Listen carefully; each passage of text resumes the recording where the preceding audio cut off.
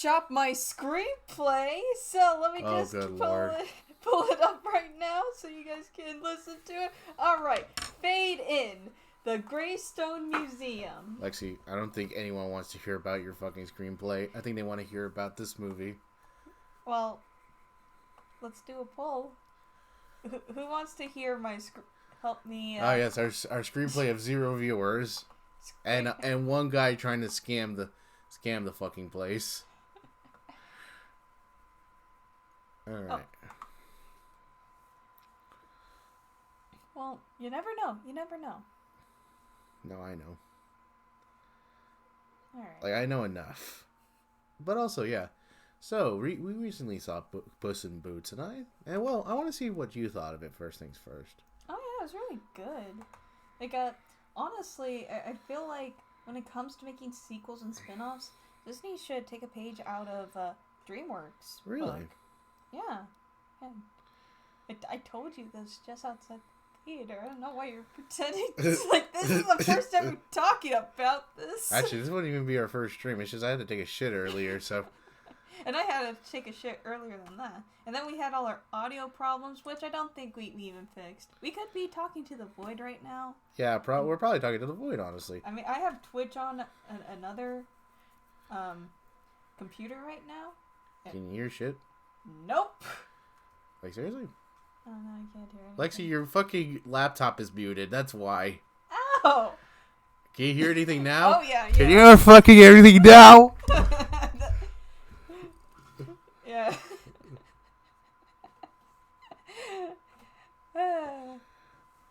Listen, if this seems worse than our first stream, it's because we're using my computer. My computer that has... Literally, the Amiga would be more... Like, literally the Amiga would load this shit faster.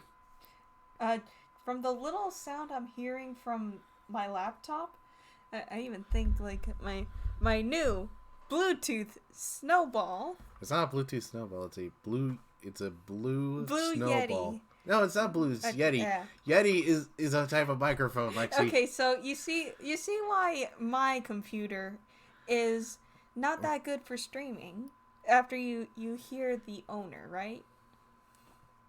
I mean, to be fair though, it's also like, I think it's also because like I feel a little okay, whatever. So yeah, Puss in Boots. I thought it was a really good movie. The animation was wonderful. The characters, I thought, like, I would say once again, Disney really. I think you're right when you say Disney really should take a page out of DreamWorks in that they understand how to write their characters, like their spin-off characters. Because no matter how you look at this isn't a Shrek spin-off. This is really a Puss in Boots story.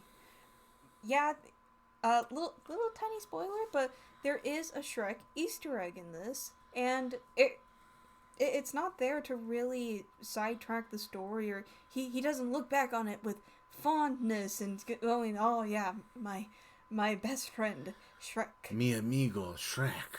Yeah, no, it's just there, and then the movie goes on with his story, and I think that's probably the best way to handle a spin-off. Like, yeah, people know him best from the Shrek movies, but thanks to his own movies and everything, he has become a more fleshed out character that makes people interested in him. And I think that's a good way to do a spin-off character. Yeah, I would agree with that. That when it comes to these spin-offs, I mean, I'm gonna just talk for, like, I know we've been trashing Disney, but hey, it's a DreamWorks film. Well, I mean, it's a DreamWorks film distributed by Universal, so. Yeah. But either way, right? If we're, since it's, that's trashing Disney, I think it said a lot that, like, The Mandalorian had, like, universal praise. Andor currently is having universal praise. But things like The Last Jedi and The Book of Boba Fett, they haven't had the same reception. Don't get me wrong, there are people who really enjoy those movies. Enjoy those properties. I personally enjoyed The Last Jedi, but I don't think this is the time to bring it up, and it's been years. And I haven't seen The Book of Boba Fett, but I think one of the big things is that The Book of Boba Fett is not really about Boba Fett from what I've heard. Now, I know I shouldn't really say anything, but from what I've heard, like a lot of people say that the Book of Boba Fett felt less like a Boba Fett story and more of a Mandalorian Part 2. Hey, let's throw in Ahsoka and Luke Skywalker. Oh yeah, I actually did watch the Book of Boba Fett. I don't remember that much, but not. And don't take this as a condemnation of the quality, because I did remember liking the first and second episodes pretty well. Sometimes I do stuff when I'm watching something, because I'm not a reviewer, I'm not really a professional streamer or anything, so for me, I'm just watching things just to watch it. Yeah, if you hear any, like, loud fans, that those are my dual computers, my laptop and my PC, gasping for breath. Yeah, oh God. Yeah. M here, he's more of a computer guy, so this must be like watching animal torture for him. Actually, I would argue it's more like watching Vietnamese bamboo torture. Or what's the... Speaking of which, the last couple episodes of the Book of Boba Fett. See how I turned that back around to the right to our subject? What, do they include Vietnamese water torture? Oh, wait, no, it's Chinese water torture. Well, and then who are the people that, like, stuck bamboo shoots, like, well, pretty much did the Spanish Splinter. Yeah, reference to the movie we should be reviewing. Yeah. But yeah, the Book of Boba Fett that felt like that. I joke. It wasn't that bad. It's more like you were excited to... I know I was excited to see The Mandalorian and Grogu and Luke Skywalker and Ahsoka and all of that. Uh-huh. But as a result, you kind of forget that you're watching a movie. You're watching a show about Boba Fett. And the thing is, while he's always been a very mysterious character, and the prequels and even the Clone Wars gave him some backstory that helped flesh him out, there was still not enough there to really honestly justify all the hype he got just from his one or two appearances in the original trilogy. Yeah, I mean, to be fair though, I mean, I'm gonna say it. People talk about, oh, they cucked him so hard, now he's lame, and I'm like, motherfucker, he was only really cool in The Empire Strikes Back, and he barely did shit there. Mm-hmm. Like, literally, he was more like a guard for, like, the Carbonite. Yeah, in all honesty, the Book of Boba Fett is a good comparison to Puss in Boots. Because his story, in the Book of Boba Fett, he gets sidetracked by a lot of things, and it starts to stop being his story, whereas even when Puss in Boots does reference Shrek, it never takes over the story for him. It always feels like an additional thing. It's just the right amount of fan service to where it doesn't feel like Puss has forgotten about him, or that this is before he met Shrek. Because honestly, when the first Puss in Boots came out, I felt like that oh, this must be a prequel or maybe even an AU where he never met Shrek or something. Right. But really, it makes more sense that no, after his little adventures with Shrek, or even in Median with it, like not in Median, sorry, but aside from it, we get Lexi. You have a creative writing degree. Thanks for fucking calling me out on that. But when he's not with Shrek, he is just having his own separate adventures that don't involve Shrek at all. And honestly, that makes him a much more rich character. Oh yeah, like one of the things that. Excuse me. Okay, as I was fucking saying. Well, as you were fucking saying, go on. I'm not interrupting you. Okay, I also like that this Puss in Boots, this movie at the release, gave him a very different art style. Now, yes, one could say it's like, aw, man, they're just like, they're trying to ride the coattails of Into the Spider-Verse and Sony, and I'm like... So? It's nice coattails. Yeah, honestly, yeah, fuck off. Well, I would also say, like, it actually adds to the aesthetic. Like, listen, with Shrek, the reason why I think it had its art style was because it was meant to be a parody of fairy tales. This is meant to be more seen as a fairy tale. Don't get me wrong, it does parody, like, fairy tale ideas, but I'll be honest, I do think they kind of realized that after Shrek, I mean, don't you have Lexi, don't you have a book that's like literally like a dark parody of the Brothers Grimm, like the Sisters Grimm? Is that what we call it?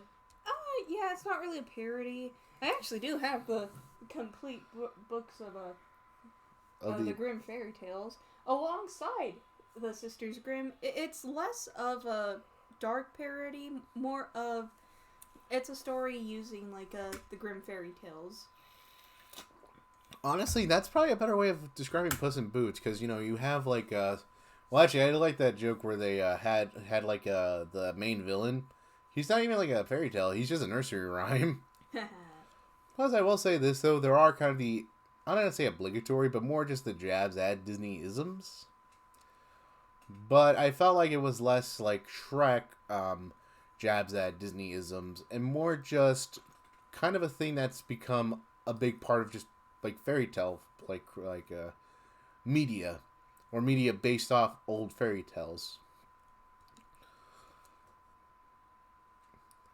I guess another thing I would like to point out is that one of my favorite things about this movie is that, well, one, I will just come back to the animation. Well, the animation is literally beautiful. It has this sort of very stylized style where it's, yes, 3D animated, but it's cell shaded, or I think, cell shaded, where it gives it this very 2D, like, fairy tale illustration look to it. And I do want to point out, they actually do this stylization somewhat sparingly. Like, throughout there is a constant style, but you can still tell that it is 3D.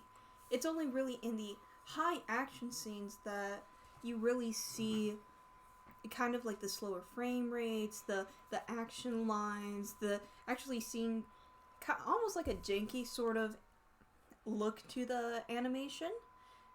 Seeing the in-between frames and all that.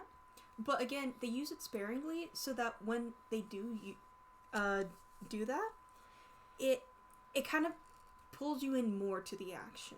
Right.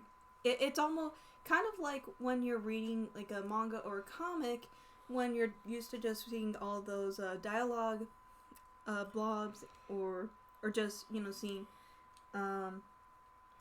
exposition stop, like non-action scenes that once you really get into the action scenes, it really pulls you into the action, even though it's just a book.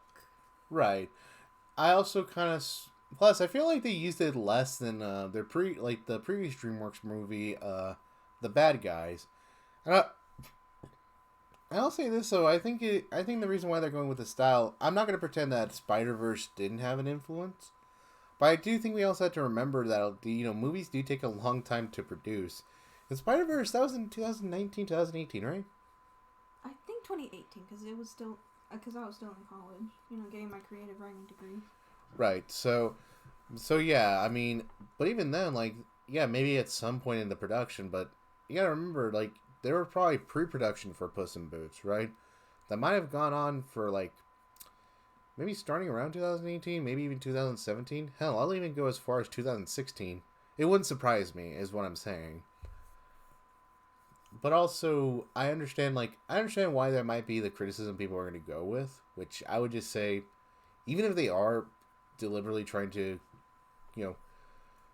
curb the style of, like, that Spider-Verse did, I would just say, why the hell not? Listen, maybe someone's going to say, oh, well, that's what they said about Shrek until people got sick of it. And I'm like, sure. I think it's just more like people, like, I understand, like, at some point I might get sick of this style, but it hasn't happened yet. I mean, going back to what I said earlier, where they use the more stylized action sparingly, I think as long as animation movies do that, where they use the style but they don't overuse it, then I don't think people will get tired of it. It's almost like saying you're gonna get tired of stop motion animated features. The thing is, even though a lot of them do kind of the same things, they do things differently. I actually remember hearing something about Henry Selick's recent film Wendell and Wild that came out in October, right? I think it was October. Where he said that he really wanted to have that sort of I forgot exactly what it was, but he wanted people to see the ridges and cuts in the puppets, whereas when he was working on Coraline, and I think even Nightmare Before Christmas, I know for a fact Coraline, he said it had to have those smooth lines and everything to bring people in, but stylistically, he wanted those cuts in Wendell and Wild. Right. And so you do see a stylistic difference even in stop motion works that were both made by Henry Selick. Yeah.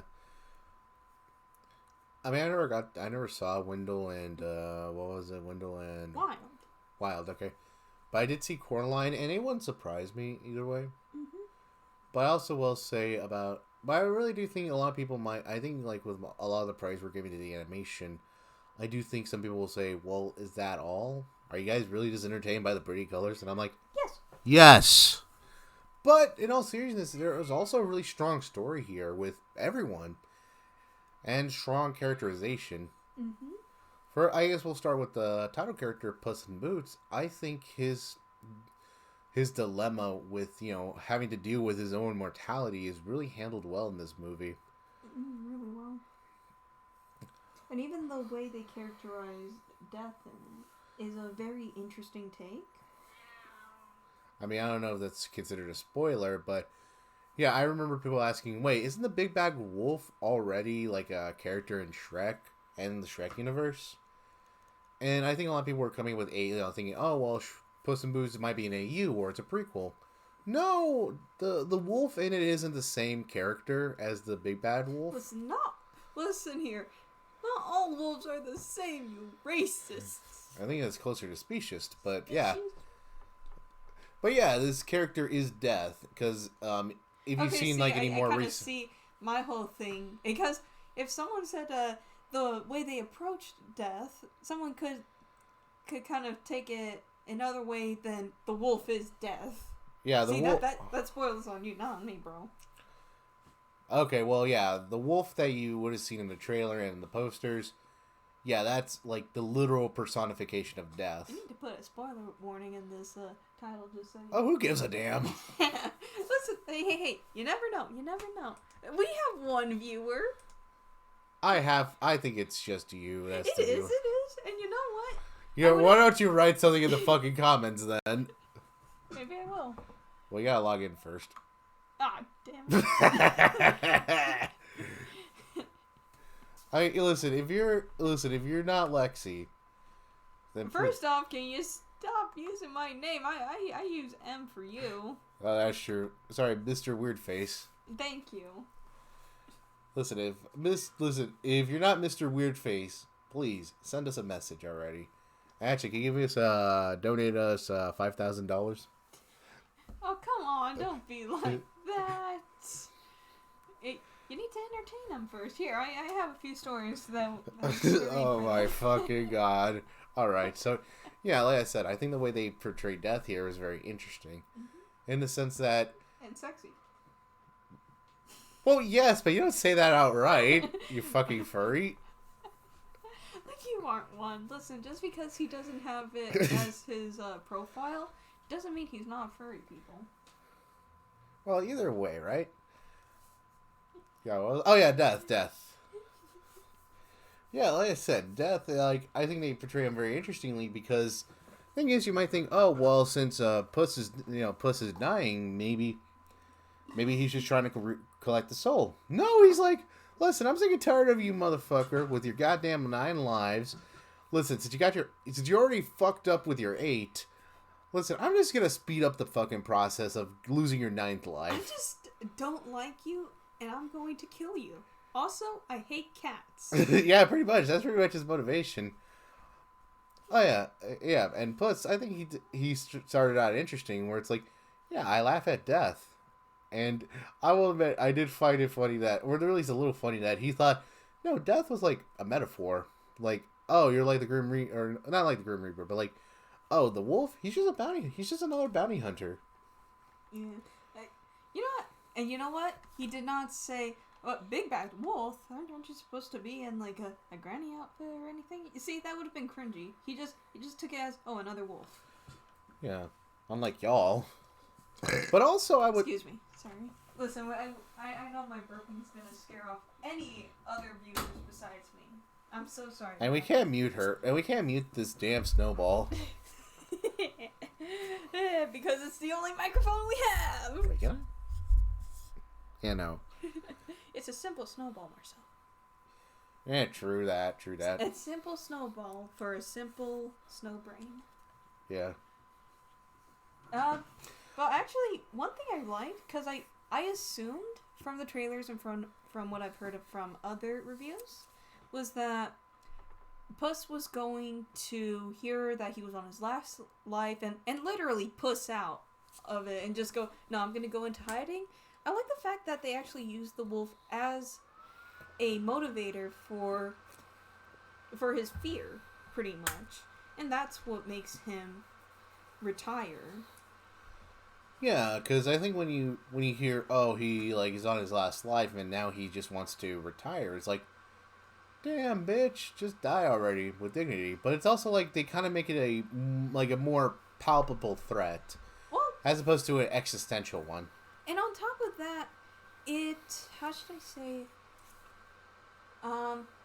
it gives Puss some pushback, because originally when he hears he's on his last life, he's like, it doesn't matter, I'm a legend, I don't need to worry about it, nothing can kill me, until he meets someone that can actually kill him. And I do want to actually bring this up. I have to say, DreamWorks has some, at least middle school balls into actually showing blood. Hey, yo, what the fuck? Oh, well, excuse me. PG-13. I would have just said they had the stones to actually, show things like blood and shit. Yeah. And, well, okay, not shit, but, like... Actually, no, they did show shit one time. Well, implied it. Oh, yeah. Also, actually, no, they showed piss. Yeah. Well, anyway, they show blood, and they actually use words like hell. I know hell is one. And damn. Did they use damn? I didn't. Wait, well, see... they used it just so casually that it didn't matter if we were... Yeah, it wasn't like an edgy, I said the fuck word. No, it's more like, well, I mean, to be fair, there were a couple of scenes where you could argue that. Mm-hmm. Well, it was more that, like, it was just like the dog character just saying it nonchalantly just because he thinks, oh, it's just like any other word you say. Yeah. To be fair, he didn't use it like a lot. And they bleeped it out. Which I think was weirder to me. Like, holy shit, you guys leave that out? That just kind of puts more emphasis on it. Exactly. Honestly, they did a good job actually using the PG-13 rating. I think this is PG-13. Can you look it up, actually? Okay. But if they did, then yeah, they show you don't have to still be as clean as G, and you don't have to be pushing it like R. Just show enough to give it some weight. Like when Puss is fighting the wolf, and he actually bleeds a bit, and that scares him. At first, I thought they were going to cheap out and say, no, it's like a grape juice or wine even. But no, Puss touches it, it's sticky, it leaves a mark, it's blood. It's highly implied, it's blood. Yeah, it's not like strawberry jam. Right. I think that was interesting. And once again, I'm not saying like, oh, blood makes movies better, but more in the sense that it gave it a weight that I think other properties just wouldn't have. Instead of saying that he can die, it shows he can die. Right.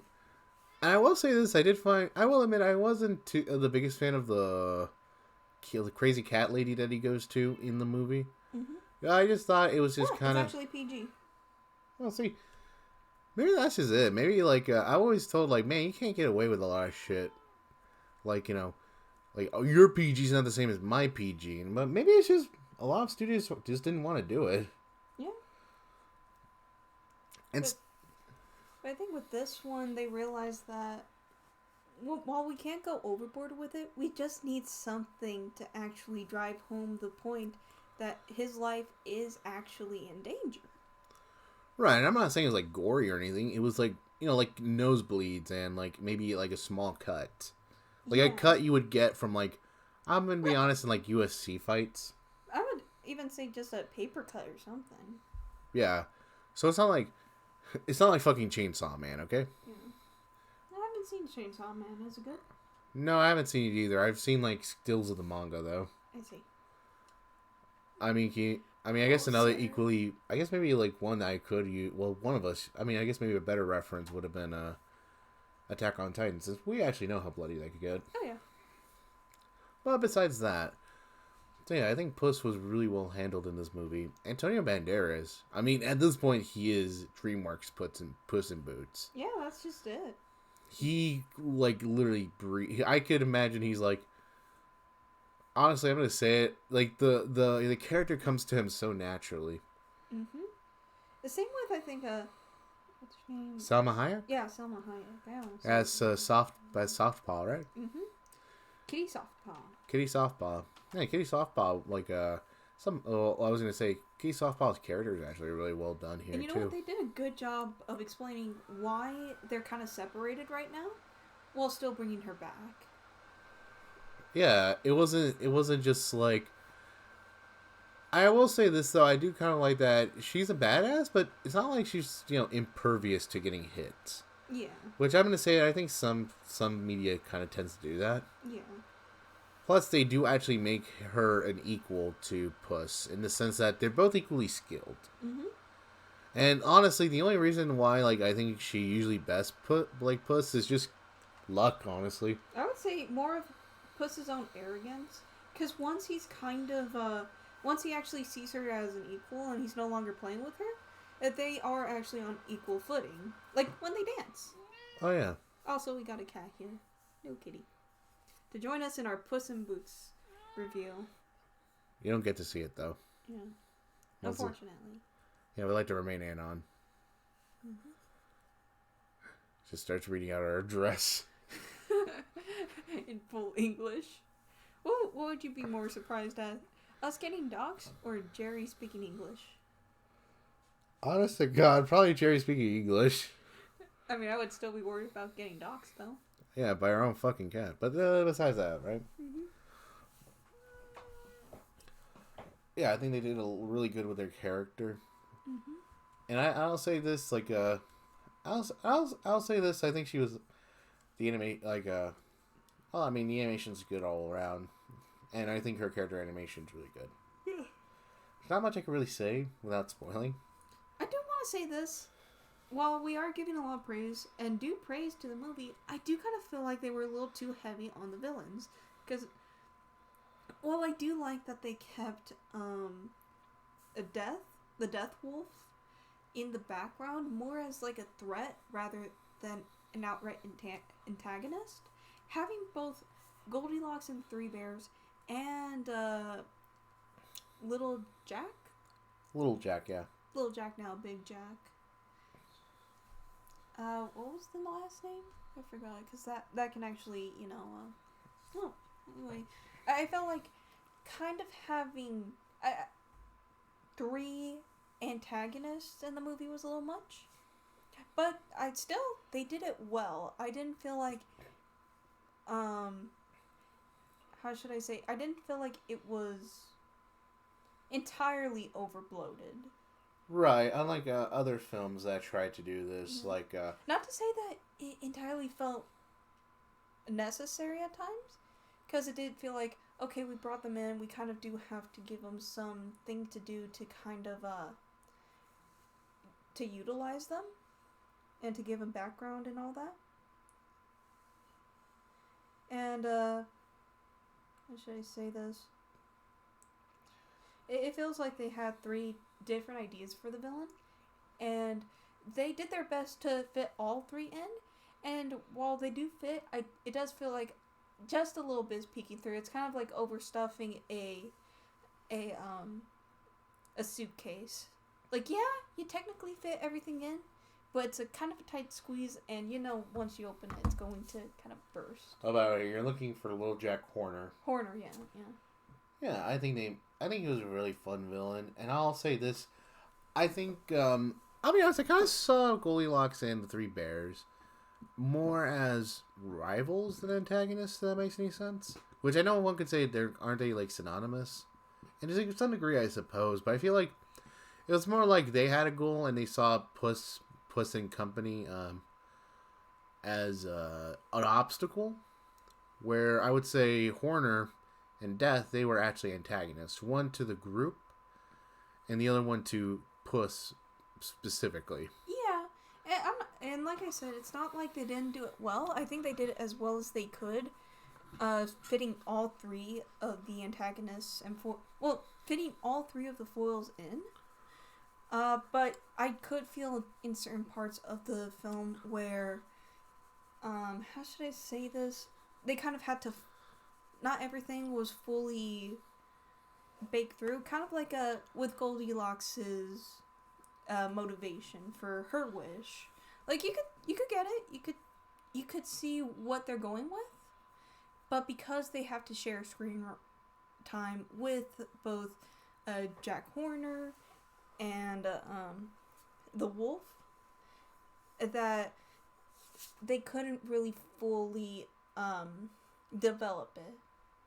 Yeah, because I will admit, now that I think about it, like, I kind of see where her wish could come from, but it's also like, and I get it, the whole point of it is that, I mean, I guess since I spoiled, like, I don't know if it's a major plot point, but I would say it's like a beat. This is a spoiler review. Yeah, call us Honda modders, because we got spoilers for days. Call us milk because we are spoiled. Yeah. As I was saying, right? I get that the whole point of her wish, or the whole point of her journey was that, hey, you don't know what you have until, like, you don't know what, like, sometimes the things you want are right in front of you, right?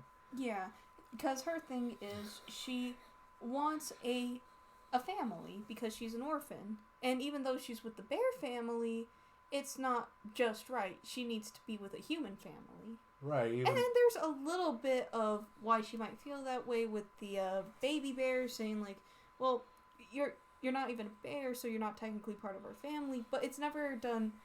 But because of how, like, the other two bears treat her, because they actually do treat her like a part of the family. Yeah. You really don't get the sense why she wouldn't feel a part of their family at that point. I think they got enough of the beats right to make it work, but they didn't have the time to really make it to really develop it. To really develop it. And Horner, I will admit, I do kind of like that he's just a villain at the end of the day. Because I hate to admit it, like, listen, I get it. We're in the age of, like, listen, not to be like, not to be that guy, but I just know, like, nowadays we like to have our villains complex, have deep motivations, but I'm also kind of like, oftentimes you're literally just doing a villain again, but just giving them a sob story most of the time. Yeah, and with Jack, it really is, I just want to be evil. And the thing is, he doesn't even just say, I want to be evil, he wants all the magic just for himself. And that's it. He's just selfish, doesn't care about anyone. Oh, and by the way, he literally flicks his conscience off of his shoulder. Yeah. So yeah, again, this is why I kind of feel like they wanted 3 different kinds of villain all in one movie.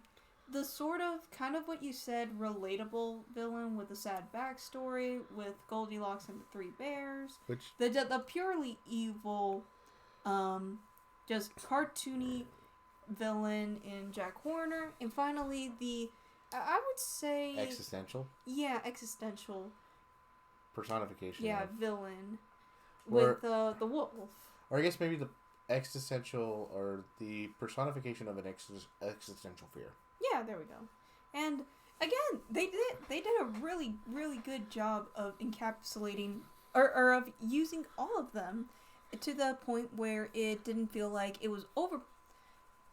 Well, not that it wasn't overstuffed, but they used them all well, and you could see how in the story they all fit together. And when they had their moments, they had great moments. Oh yeah, they had really great moments. Well, let me strike that. They had really good moments, but because they're all kind of pushed together like that. No, it was still great. It was still great. Sorry, I was trying to go for something, but no. Bonk. You're trying to be profound. I'm trying to be smarter than I am. And I thought I was a pretentious one because I got like a pipe that literally, it's an empty pipe. I'm literally just sucking air and blowing it out. Like that. If you can hear that, that is my computer fam begging us to stop. Let it rest. Yeah. Nah. Hell nah.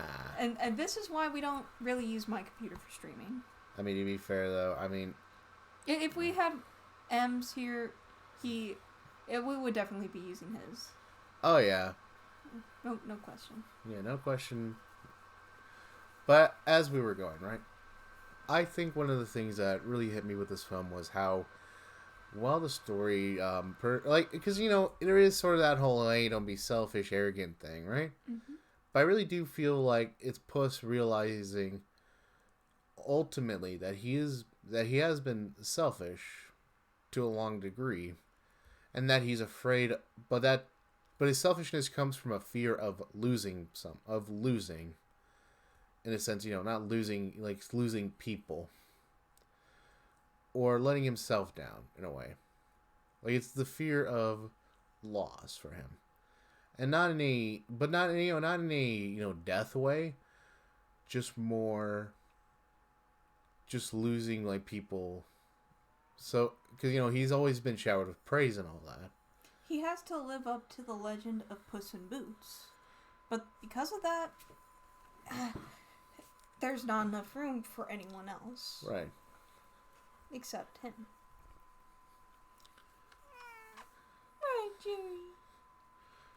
Yeah. So, I think overall this movie, I would highly recommend you watch it. I mean, we saw it as a matinee, but honestly, I would say even as a full price, I would recommend it. And by the way, I know we brought up all of these things about the blood, the semi-cursing, and they actually use death a lot. Not just with the character, but no, people straight up die in this. And you know what? There were kids there in the theater, and the thing is, I don't think any of that scared them. It seemed like it just got them invested, because this might. Because they're like sociopaths. Yeah, maybe. But luckily they're not our kids, so we don't have to worry about it. Hell yeah. Yeah. If we bring our niece and nephews to this and they're cheering when the people die, then we should worry about it. That's why I have a lock on my door. I have a lock on my door too. Yeah, but your bathroom is open to people. Yeah. Yeah. But anyway, what was I gonna say? But the thing is, all the kids in there were very invested.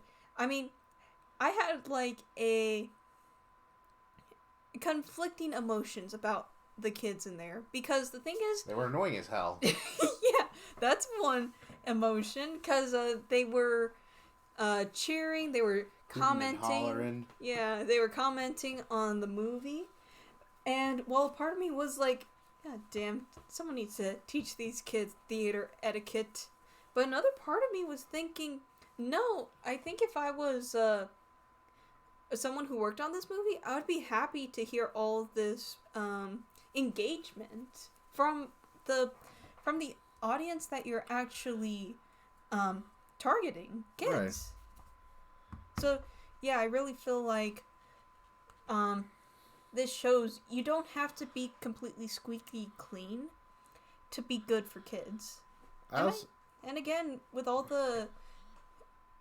what this movie teaches you about of enjoying the one life you have, even if you have the chance for others, and valuing the people in that life above yourself.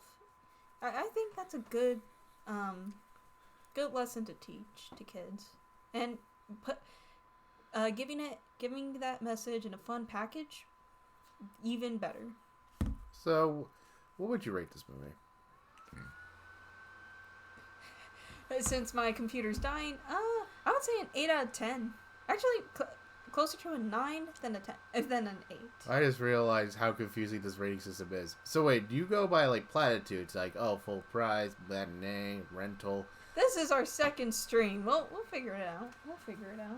Yeah, I just realized either we need to figure out this metric fast, or it's gonna or we're just gonna accept we have different metrics.